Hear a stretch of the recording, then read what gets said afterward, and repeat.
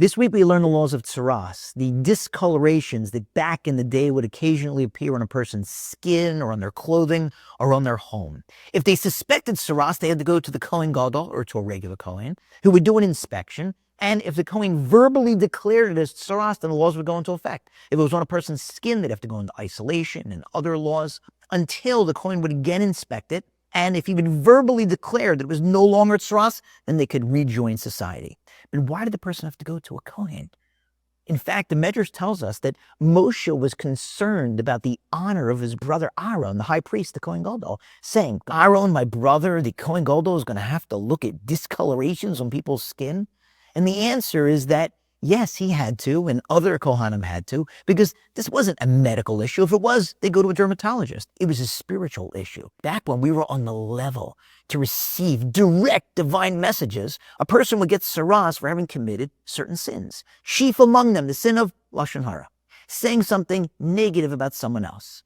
And so they had to see how powerful speech is. They'd have to see that the laws of tsaras didn't go into effect until the Kohen said it. And the laws didn't go away, and the person couldn't complete their purification process again until the Kohen said it. Words have power, and we sometimes forget that. We'll hear something negative, some juicy gossip, and we'll say, well, come on, it's just words. Or we'll say, but it's true.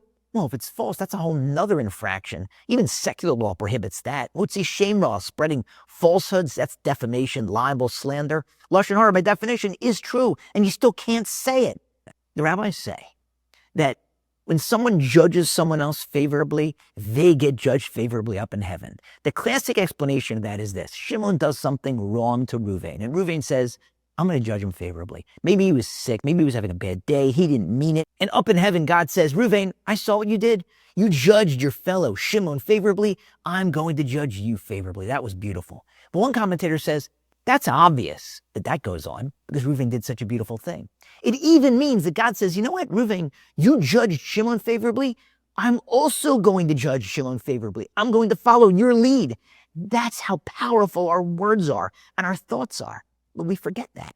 Think of some of the best, most entertaining, funniest family stories you have, or stories with your friends. Often it involves somebody did something really embarrassing. The story doesn't paint them in a great light.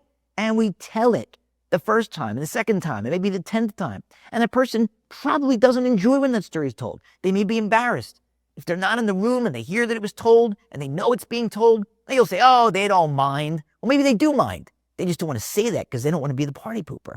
We have to constantly remind ourselves. We don't have tsaras anymore. We don't get that divine mark of displeasure. Hey, you said something negative, so I caused that discoloration on your skin, or on your clothing, or on your home. So we have to always be on guard not to ever say anything negative about someone else, unless there are one of the very few, very specific, very narrow exemptions to that incredibly important law.